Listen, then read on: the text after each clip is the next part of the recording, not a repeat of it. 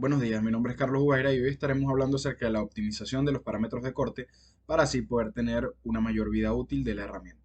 Comencemos hablando un poco acerca de qué es la ecuación de Taylor.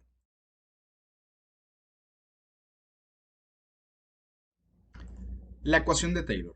La ecuación de Taylor es una expresión que nos permite relacionar el tiempo de vida de la herramienta en función de la velocidad de corte de la misma, o sea, la velocidad a la que trabaja. Además de que cuenta con ciertas constantes que son dependientes tanto del material de la herramienta como del proceso al que se someten. Si nos damos cuenta, la ecuación de Taylor se expresa como velocidad por tiempo elevado a la n, donde n en la gráfica logarítmica es la pendiente de la recta, es igual a c, que c es el punto donde corta la recta con el eje vertical. ¿Ok? El eje vertical es el eje de la velocidad de corte de la herramienta. Fíjense, si aumentamos nosotros la velocidad de corte de la herramienta, el tiempo de vida de la misma va a decaer. ¿Por qué sucede esto? Porque a mayor velocidad de corte, la fricción, llamémoslo así, va a ser mayor o va a tener mayor repercusión en la herramienta y el desgaste también será superior. Por lo tanto, esta ecuación relaciona la velocidad con el tiempo para nosotros poder determinar cuánto nos va a durar la herramienta o cuál va a ser su vida útil. De hecho, para nosotros garantizar una mejor vida útil de la herramienta, hay ciertos criterios, tanto de inspección como a, bueno, criterios a la hora de escoger la herramienta, que los vamos a ver a continuación.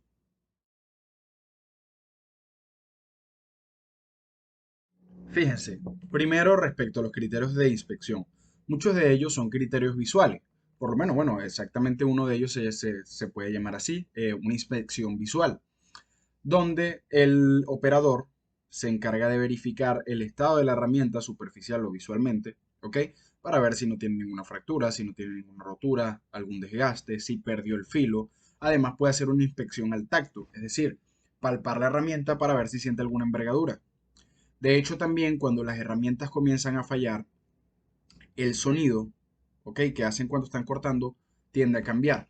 Por lo tanto, eso puede ser un indicador también de que ya la herramienta está fallando. Por otro lado, cuando estamos mecanizando con una herramienta que ya está pasada de su vida útil, la viruta se vuelve más larga y es más difícil de eliminar. Bien sabemos que cuando se mecaniza con alguna herramienta de corte, la viruta tiene que ser de fácil eliminación, llamémoslo así, para que no intervenga en el proceso.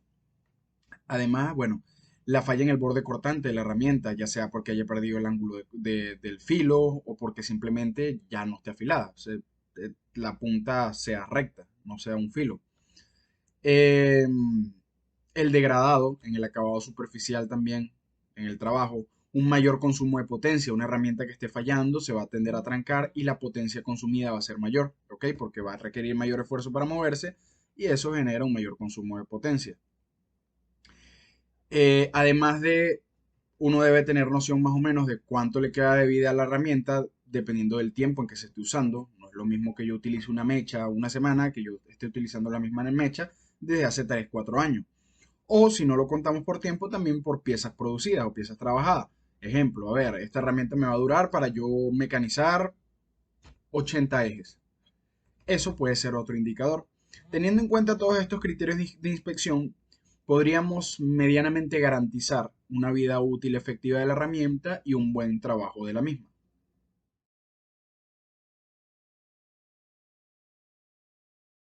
Fíjense, hablemos un poco acerca de los mecanismos de desgaste en las herramientas de corte, ¿ok? O en los filos.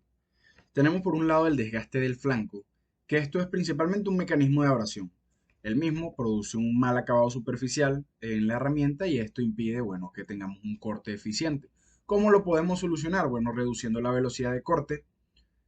También podemos seleccionar un grado más resistente al desgaste del material, es decir, un material que sea más resistente al desgaste. Y bueno, un recubrimiento superficial de la herramienta que tenga, vamos a llamarlo así, una capa protectora de óxido, ¿ok?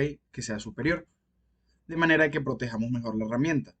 Por otro lado, tenemos la entalladura que se causa por la oxidación, ¿ok?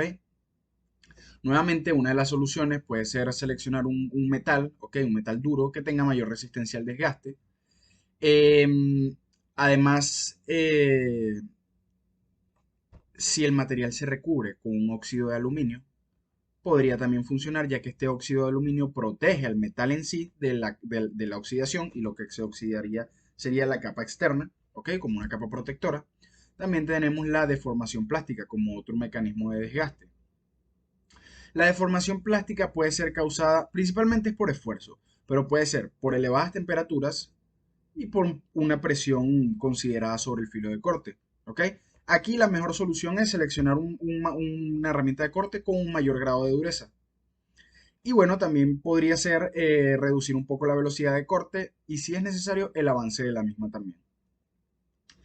Por otro lado tenemos el falso filo, que es cuando se le adhieren al filo del material partículas del mismo mecanizado.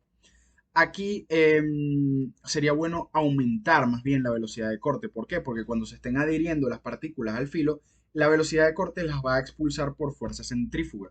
¿Ok? Veamos también lo que corresponde a las fisuras por choque térmico. El choque térmico es cuando cambiamos bruscamente de una temperatura mayor ahora a una temperatura menor o viceversa. Y esto causa fisuras dentro del material. ¿Por qué? Porque esta variación cíclica de la temperatura genera esfuerzos internos, llamémoslo así. Una solución para esto sería que si en el caso de que se ocurra la fisura por choque térmico se está utilizando refrigerante, trabajemos en seco mejor, porque quiere decir que el refrigerante puede ser uno de los causantes del choque térmico. Por otro lado, también tendríamos las cascaduras de filos, ¿ok? Que es cuando la línea de filo se rompe en lugar de desgastarse, ¿ok? No hay un desgaste, sino una ruptura abrupta, llamémoslo así. Esto puede ser por ciclos de carga y descargas ocasionadas por la naturaleza intermitente del fresado, es decir, esfuerzo. Todo esto, estas roturas se causan básicamente por esfuerzo. ¿Alguna solución para esto? Bueno, en el caso de estar utilizando un material muy quebradizo, utilicemos uno más tenaz, uno que resista más el impacto, ¿ok? Eh, Fíjense que la cascadura de filo puede ir relacionado también por la formación del falso filo, porque cuando se va formando este falso filo, em, puede debilitar el filo de la herramienta y esto causa dicha cascadura. Entonces, habría que estar pendiente también de ese parámetro. Estos son algunos de los mecanismos de desgaste de las herramientas. Ahora veamos cómo nosotros escoger la herramienta adecuada según el criterio que nosotros necesitamos para garantizar una vida útil efectiva.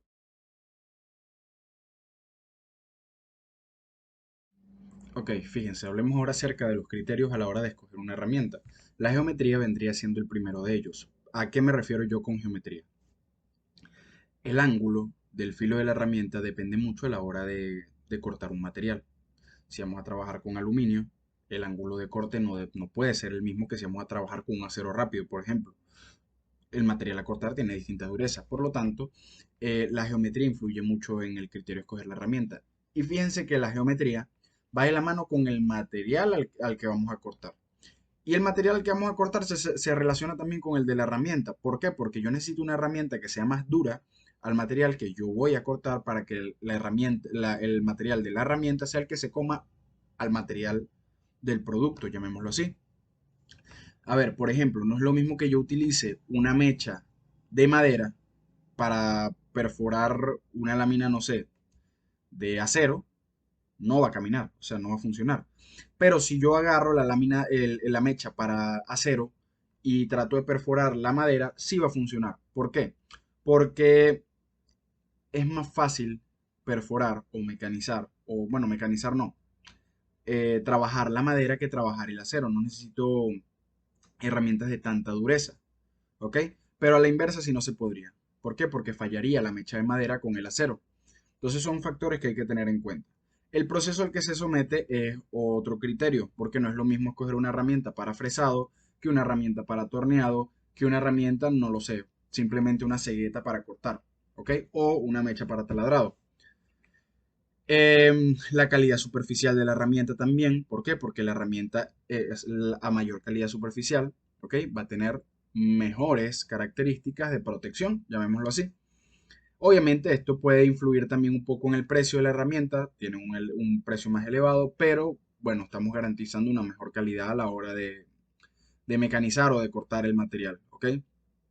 Y por último, el fluido refrigerante es otro criterio a la escogencia de herramienta.